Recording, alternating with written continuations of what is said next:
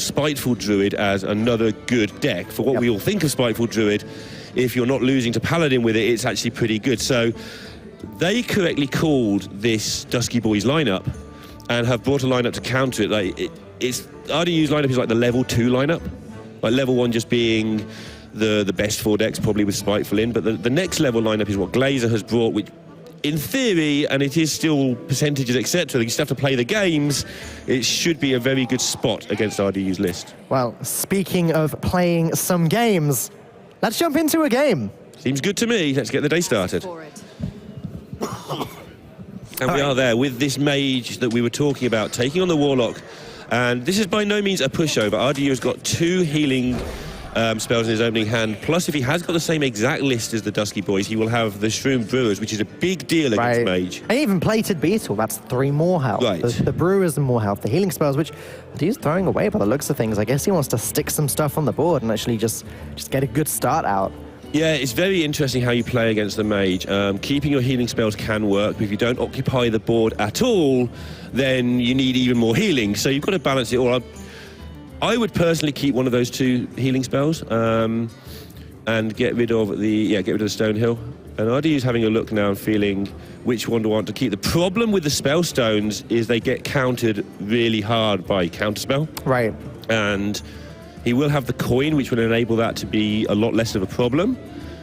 And he may be looking at keeping Dark Pact as well. Glaser's hand, on the other hand, is fine. You need to get stuff on the board against the Warlock. You need to do that face damage before about turn 5 when they start getting things in your way. Yeah, all of the little bits of minionship damage make a big difference. The spells alone aren't usually enough to get the job done. And so, yeah, just throwing down this Sorcerer's Apprentice, hoping that it sticks, which, by the looks of things, it will for the time being. And that's the thing, any minion at all against Warlock will stick for a turn or 2. With the Dark Pact being gone as well, with these things sticking, Glaser's going to get a lot of that chip damage, and he's going to need to, because the rest of his hand, Life Drinker, I think he's acknowledged as the worst card in the deck. Sure. There's got to be a worst card. It's not like, oh, it's the worst card, why are you playing it? Well, something's got to be the worst. You mean like it's the 29th and 30th? Right, exactly. But there aren't many better options available. It is, after all, 3 more burn damage that is very hard to stop. But Glaser has this horrible choice to make now as to how do I want to get value out of my Kirin Tour. So he's going with missiles, and they all hit, and that just buys him a whole load of more options. Obviously, he was going for that with the intention to ping, but now he does get to develop a 4-3 onto an empty board. Doesn't matter that there's no secret. It's not about the value. It's about hitting your opponent in the face, and that's why this isn't necessarily a tempo deck. It's just a face deck.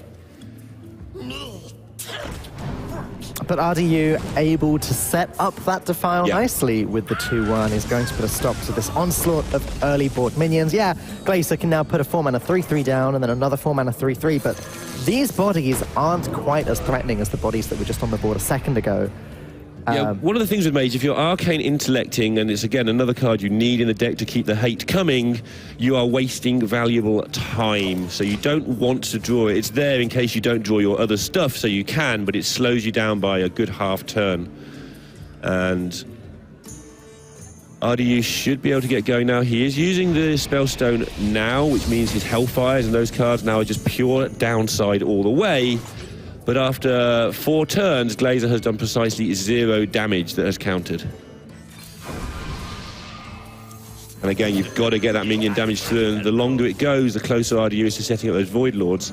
Having them both in his hand is a bit of a nightmare. Yeah, with a double possessed Lackey as well, just really turning this into a problem. RDU might just decide to drop a Lackey on the board. Yeah, I mean, the Doom Guard will at least help him keep the board under control, but it's not the best of options available to him. It's not that RDU wants, and right. It's a big game to be drawing like this in as well. I can't stress this enough. This is pretty much an elimination game. Yes, I mean, it is an elimination game. 3-2, yeah, that's right. 3-2. If they lose, they don't have a chance of qualifying anymore. And these are 2 big players. They're both using the Golden Celebration card back, for goodness sake. You only get that by performing in a championship. Yeah, exactly. And there's not that many people got a few more than there used to be, of course, as time goes by. But yeah, it's always a misplay to bring a non-golden card back against someone who's got one. So you see people like Tespa card back, which is beautiful. You line it up against Golden Celebration. It's like, no, just bring the basic card back. Anyway, enough card back meta. RDU drawing that Chain Gang is going to be able to buy himself a lot more time. But Glazer's out of minions, and so the onslaught of damage is going to now just come from the hand. Glaser will, of course, be looking for a Luneth. That's the card that makes this interesting. And RDU also, with those mulligan decisions, he's bought himself this great start, but he has no follow-up healing now, so Glaser can chip away for some time. Yep. And one of RDU's decisions with this big health total will be whether to tap or not, which is really interesting. He's chosen not to. But you can tap in this matchup to find that healing, but you've got to use it very carefully, because if you tap too much, they just burn your face off. Very carefully indeed, exactly. But Dark Pact, Spellstones, and Gul'dan eventually, in the long run, mean that if RDU gets to that stage, you know, it will have been safe to do this tapping. Glaser needs to find a way to start hitting the face with this one minion that he has on the board or in his hand. His hand is just spells. I mean, it's decision time for Glaser now. It's like, do I ever have a better, do I ever hit face again? And do I ever get a better Cinderstorm than right now? It's not a very good one, but if it happens to go face, that's fine. If it happens to kill a minion, you might just get one more sneaky attack in.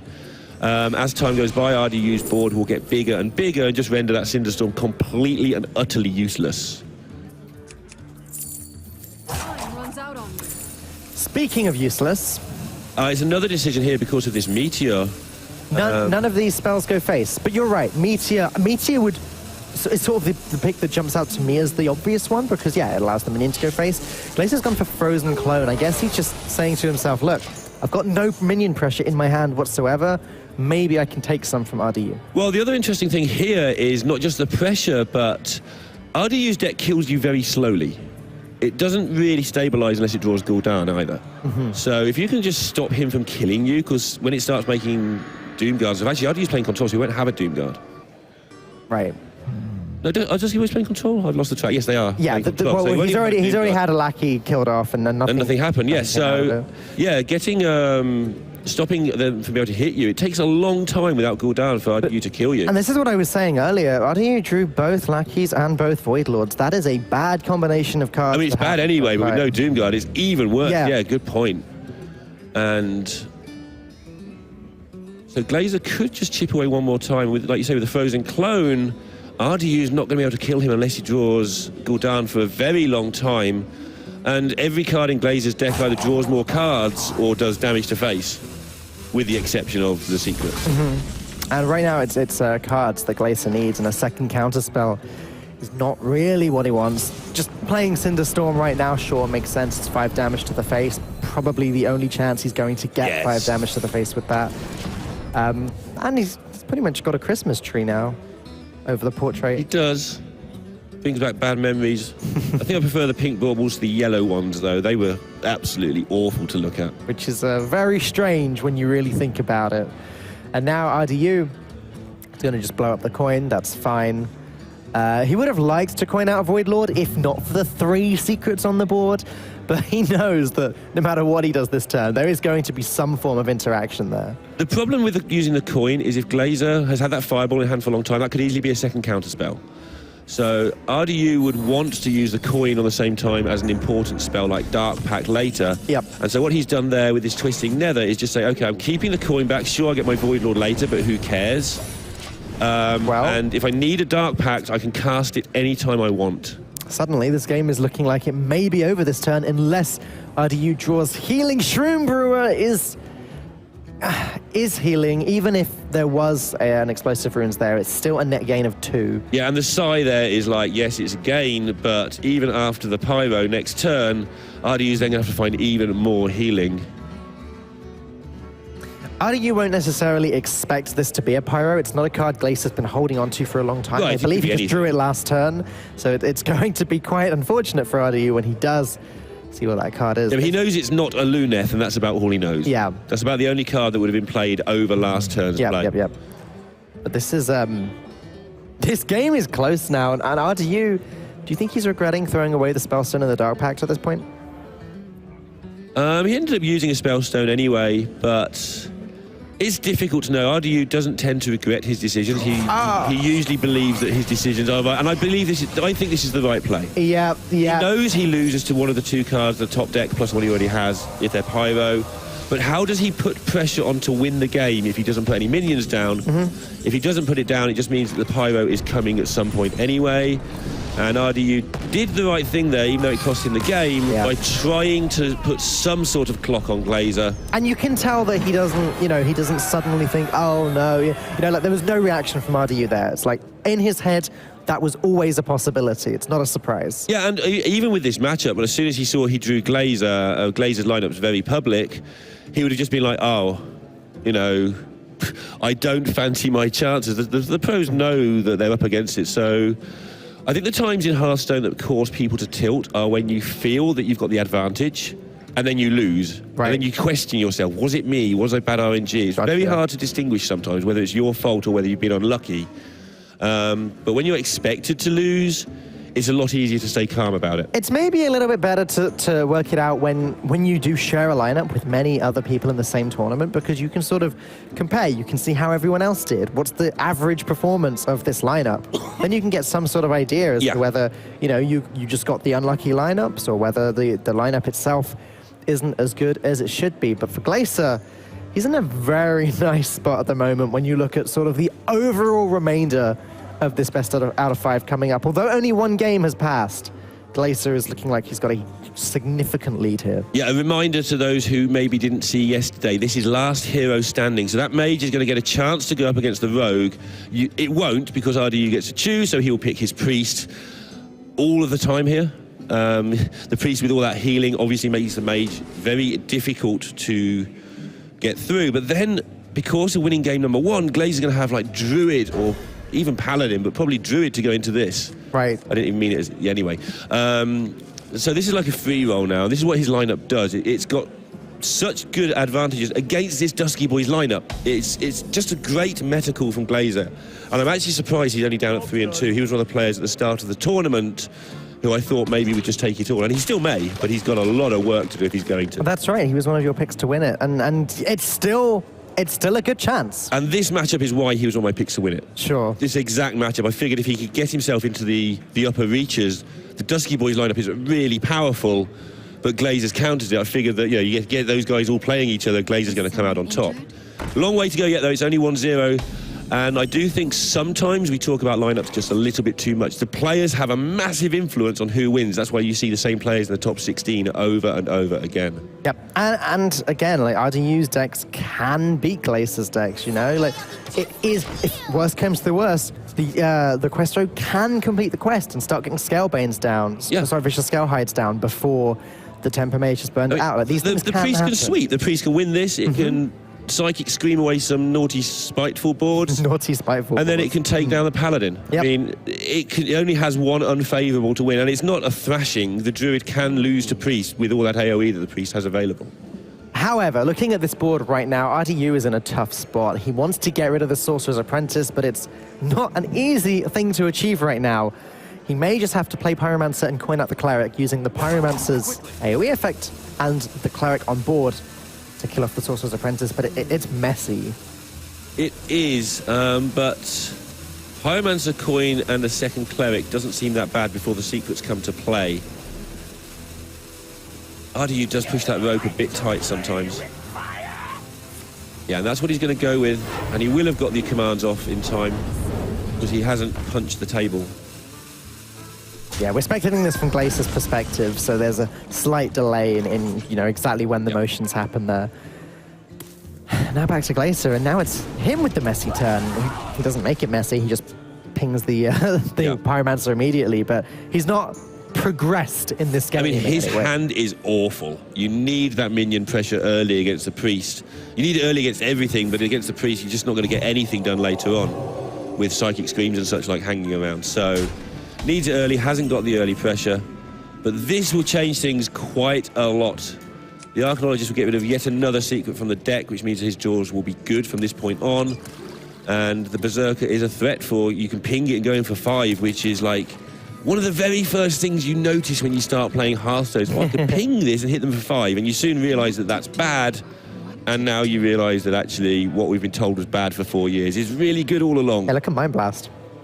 And look at Mind Blast. Turns out that 5's a good number of damage to do right now. Look at Sinister Strike in Odd Road. That's seen play recently. It has. It has. It saddens me. But yeah, this turn, it's looking like he'll probably settle on just both 2-drops because everything else just doesn't really do enough. Oh, okay. All right, talk me through this one, Neil. This kills off any play that RDU wants to do if he wants to occupy the board, so it buys Glaser a lot of time. That's right, it kills off Twilight Drake, doesn't it? Yeah, and this enables him to next turn play those minions, and then if RDU wants to play a Duskbreaker to kill them, that will also get wiped out, and then Glaser can rebuild from there. That's true. RDU going to try and bait out the counterspell there with Mass Dispel. It doesn't hit anything, but he draws a card, not the end of the world.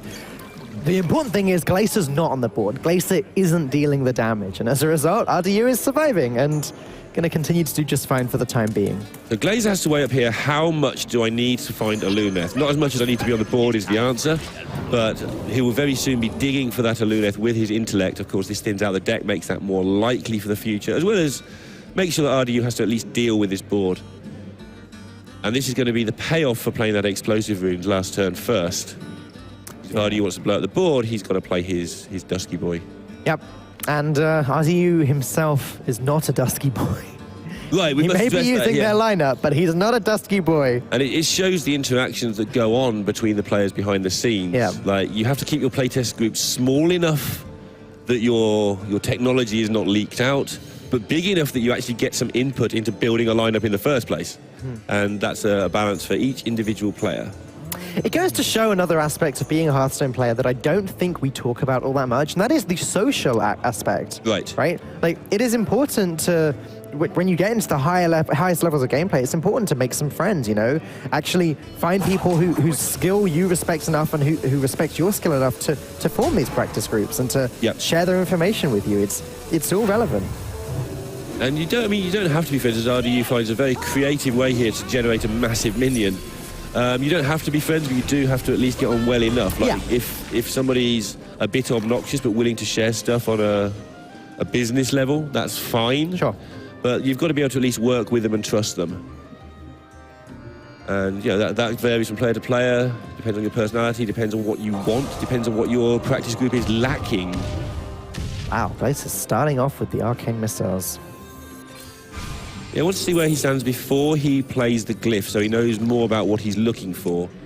But he already knows he's not looking for any of this. No, these aren't typically cards a face mage does look for. Sometimes Molten Reflection, less so now than in the past when it used to run Cabal Crystal Runners, 5/5s that could be duplicated. Now occasionally you'll stick a Molten Reflection on an Amani Berserker or a Sorcerer's Apprentice or a Mana Worm, but it's not great.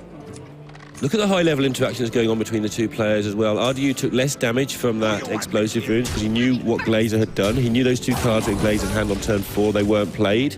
So he was able to work out those Explosive Runes. And he dealt with the minions by not using his Duskbreaker, which, where he was sat, was going to make sure it stabilized. But now, he has to work out what Glaser other secret is, and that's much harder when you've already seen one Explosive Runes. Even if you suspect it's the second, the maths isn't on that side.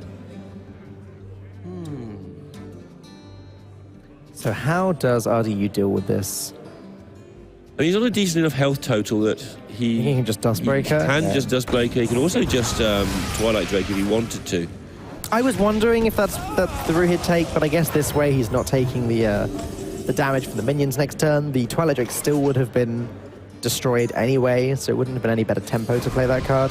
And now the game has shifted into that stage again where it's pointy face time. Glaser's done the early damage that he can. It's not a lot, but he's done it. And hey, some of the damage has built up in his hand. He's got Pyroblast, he's got Fireball again. They're the two cards that ended the last game for him. Another Glyph is potentially more damage. So RDU has held on to this Shadow Visions for the longest time. He doesn't need 3 Divine Hymns in this game.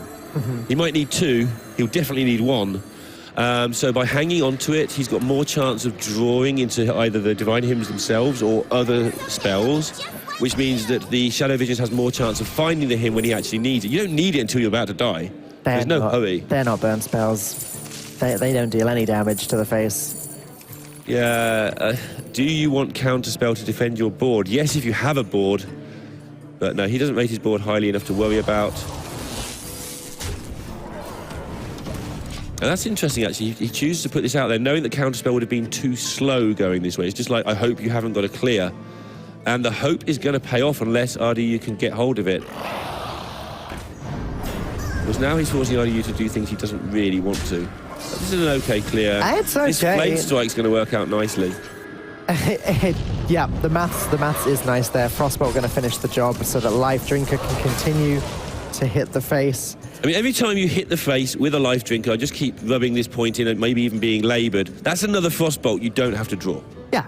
It's significant. Sort of. He did use up a Frostbolt to get this hit into the face. Sure, so yeah. This time it's sort of evened out. But yeah, if he gets the next hit in, right, then that's exactly. Frostbolt you don't have to draw. So yeah. So it just makes more sense to keep the minion alive. Yeah, it's ongoing stuff. And that's like old Hearthstone maths, that is. It's like if you can clear a minion with a spell, right, rather than trading in, you probably do it.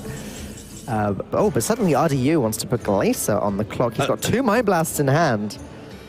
You have to do that against Mage at some point with whatever deck. That's why the Void Lord was played last game. If you don't kill the Mage, they're just going to hit you for 6 all the time, especially if they draw a Luneth. Yeah, a Luneth is in the deck, it turns up, and then you take a lot of damage. And this is the most mana-efficient play in case Glaser draws another spell next turn. He knows that this isn't going to be lethal next turn. There's just healing galore. But maybe he draws the other Fireball, and that could be the lethal. And this was the downside of holding onto that Shadow Visions. Look at that. There you go. There's the game. The Alex Straza being able to hit the face made all of the difference there. Did I say downside? Yeah. Did. But RDU is not feeling a downside right now as he wins the, again, favourable matchup. I think it's safe to argue that. Yeah. And pushes Glaser back. He now has to rely on his Even Paladin and his Spiteful Druid to take this one down. And actually, Priest can definitely beat both of these. Yes, it can indeed. This is why the Priest deck is a bit of an enigma when it comes to tournament play, because it doesn't have many straight-up favourables, but it doesn't have many absolute disasters either. No. No, I'm actually really struggling to think of the disasters. Quest Rogue is an absolute disaster. You get to ban one thing, so outside of that, you're good to go. And I mentioned earlier when the bans came up that I thought it was particularly interesting, and I found it interesting through this entire tournament, just how varied the bans have been. Right. We've seen a lot of different decks banned, and I'm thinking back to Dreamhack, I think Atlanta, back when Jade Druid was just banned across the board by everyone. Right. As a result, the strongest deck was Raza Priest, and it was just before that had really hit prominence. But there wasn't a Jade Druid in sight, and we two Spitefuls, by the way. We don't have a similar meta now to back then. It's very different. So although maybe the ladder meta can be a little bit irritating sometimes, the tournament meta is still great, and it's kind of a shame this is the last tournament of this meta. It is, but for the players, they get 3 tournaments in a row with different metas, and that's going to favour the deck builders and the strong players and the team workers. Yeah. They get this, they get Dreamhack Austin in 2 weeks' time, which is the first tournament after the nerf. That'll be Last Hero. And then there's Korea the week or 2 after that, which will be the first Conquest tournament in the new meta. Oh, sure. So there's 3 different formats in a row. They're not very different, but in terms of what the pros need to do, they're very different. And somebody's going to come out of these 3 tournaments with a lot, and I mean like 25 or 30 HCT points, which will be enough to really propel them and their team up the rankings. Mention the team because these are 2 of the biggest teams in the game.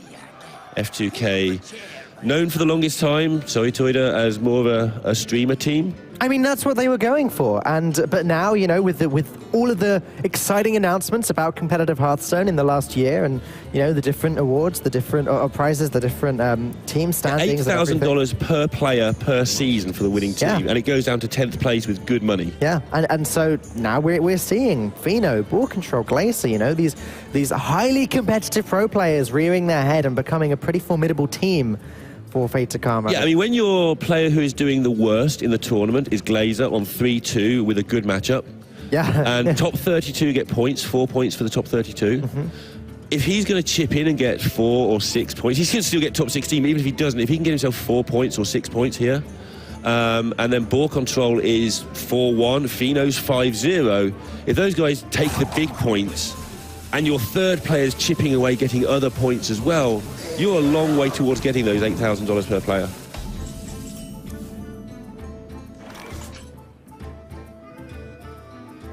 Back to the game in progress. Glazers. This is Spiteful Summoner next turn, and then Spiteful Summoner the turn after. That's the key point here, I think. It is, and it's easy enough. Sometimes you have to consider if your opponent has a coin, whether they're going to coin out a Psychic Scream or whatever, and you've only got one summoner. No such decision problems here for Glaser. Make a board, put big things down, whack the priest in the face. Yeah, he's going to want to see Tyrantus immediately from the first Spiteful Summoner. If he can help it, he wants to force RDU to Psychic Scream straight away so that Glaser can then play the second Spiteful Summoner. Yeah, and those, I mean, the other thing with that is Psychic Scream. These games can go long. Those Tyrantuses are in your deck. It's not gone forever. You know, if you get to 5 or 6 turns, you cast a UI. And the extra Spiteful Summoner itself is back in the deck too. That's another Tyrantus. Yeah, so it's insane. On this occasion, it's not actually Tyrantus, but still. It's always Tyrantus. That's an 8/8 Tyrantus. Okay, maybe I think you do need to get your eyes tested on that one.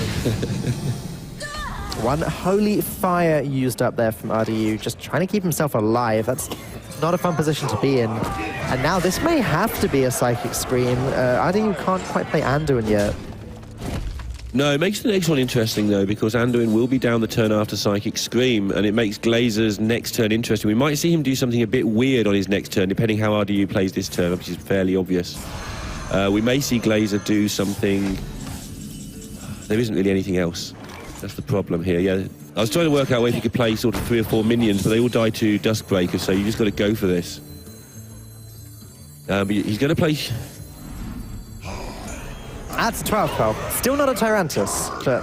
Right, but importantly, if this now gets Anduined, the reason he's played the Vicious Fledgling as well is that he's going to get a load of damage in from the other 2 minions, and Anduin's just a glorified Shadow Word death. RDU has no choice, though. He has to play Anduin here. He's going to have to take a lot of damage this turn. 7 on the board. At least, 6. yeah. 6 from the Leroy Jenkins, 2 from the Fireplane Phoenix. Is Wind Fury lethal here?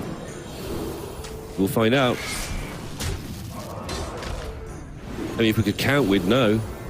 Feels like it's one short. It's one short. You're right. It's one short. There's one. He's 2 mana off or 1 damage off lethal. Unfortunately, Fireplane plus Leroy is now 8. So the worst thing that can happen to Glaser next turn is probably Primordial Drake. So he takes that Divine Shield to defend against that, and now he needs to put enough stuff on the board to be able to deal with it. And Leroy will enable that to happen. Psychic Scream now is not enough because, as you say, Leroy is just going to be lethal after that. Yeah, he's pretty much cornered RDU here. RDU, if he had Duskbreaker, would die to the Divine Shield. Actually, he wouldn't because he'd shoot it down, but he wouldn't have much else to do. Scream plus him, that turn would have been enough if RDU was able to draw the natural Scream from his deck. He didn't. He had to Shadow Visions it, and Spiteful Druid is going to take the win here. Glaser going 2-1 up against a matchup which he is pretty big favorite in, especially going into the final match. Right. Or final matchup against RDU. RDU has to win with Quest Road twice. And what I like about how this has played out is it's exactly going to plan for Glaser. What I like about that is it's showing you how lineups are built. We're down to this 2-1 situation, which is fine in Conquest, though. Sometimes you can still lose this. But look how the lineup has worked. Every one of the 3 games has gone according to plan for each player. Yeah. And now it's resolved that RDU has Quest Rogue. First of all, he's got to play Spiteful Druid, where the Spiteful Druid is the underdog, but it can definitely get it done. But then he's got the Paladin thing, and a lot of Last Hero decks lineups are built to win 3-2, and hopefully you can see how this is working out, that 3-2 is incredibly likely to happen. There's still gameplay. I've said that at some point in this tournament, we are going to see a Quest Rogue beat a Paladin. Oh, yeah, without a doubt. Well, yeah, getting there, but yeah, it should happen. It happens. We've got, though, RDU should have a pretty good chance to win this one, as you're saying. It's like, it's not a bad matchup by any means for the Rogue. A lot of people would have expected it to be a while back.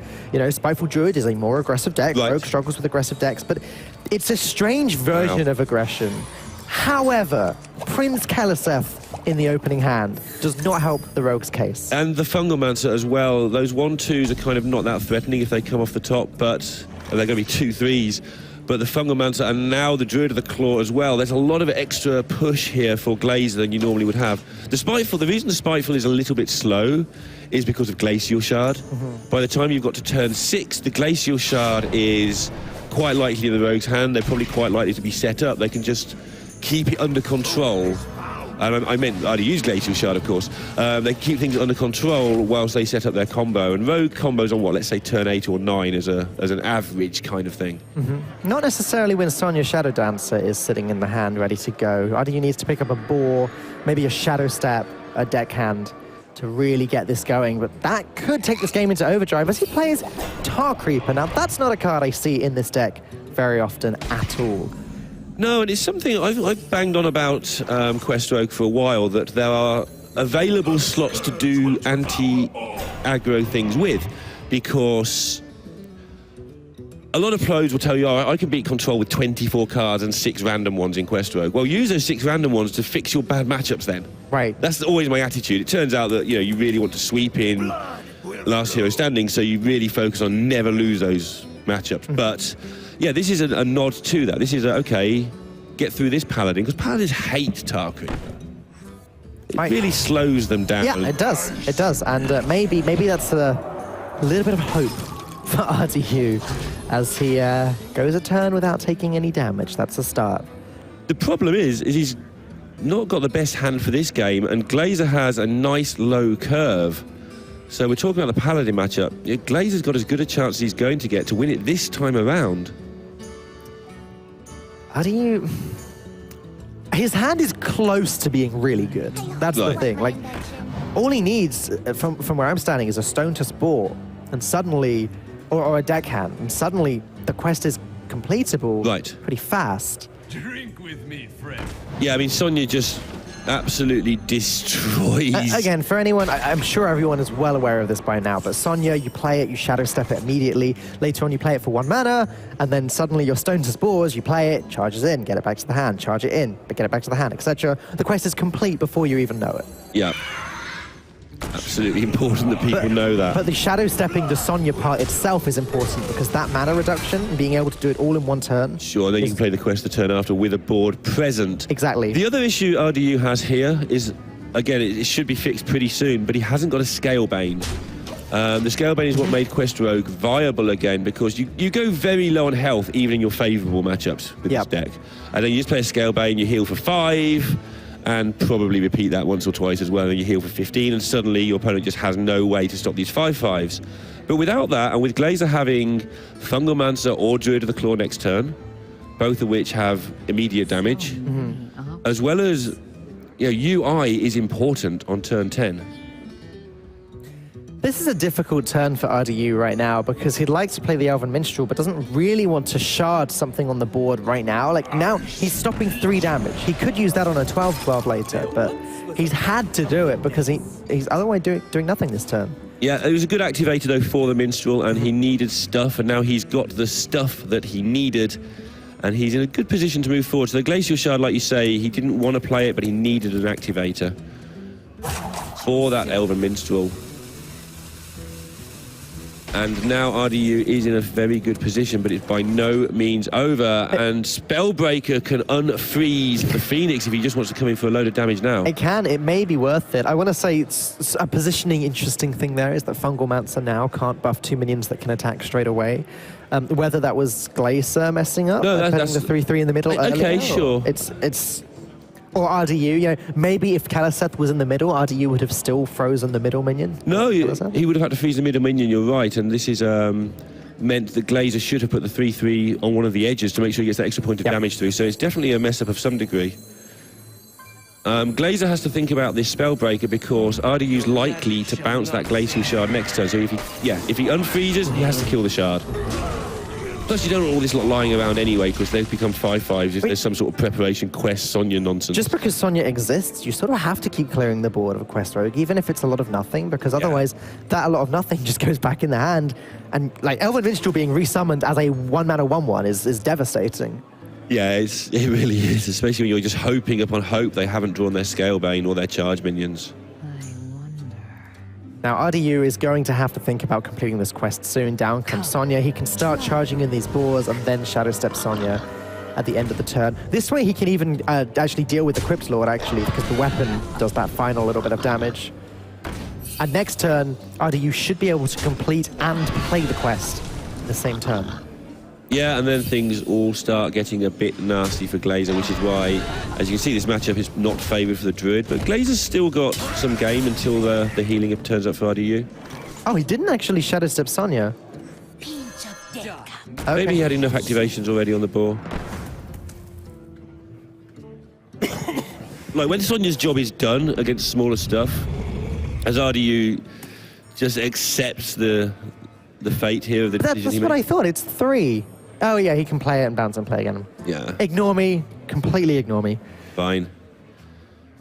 But it was challenging the Phoenix. And if there was no Spiteful, that would be a very important point. No, keeping it alive was, or keeping it on the board is fine.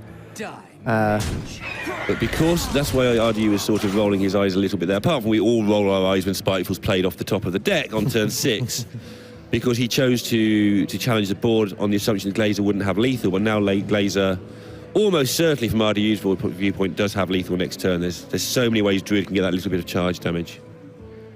RDU still hasn't got a Scalebane. This is a big deal. He hasn't got a Glacial Shard either. He has got a Waxy, but that's it. If he had a Scalebane, he would not have been able to play it this turn anyway, as he doesn't quite have the mana to play that with the complete quest. He's now going to Shadow Step the board, play the board, activate the quest, and as you said, play Wax Elemental, whilst probably trading away the Spiteful Summoner with this 5/5 board. It's messy.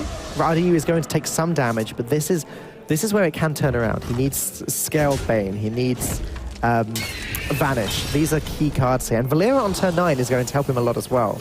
It is, and I think RDU would have been working out how to get to turn 9 for some time now, with that in mind. Ooh, Leroy Jenkins is a scary thought for RDU. It is. And Wax Elemental is going to be made short work of here.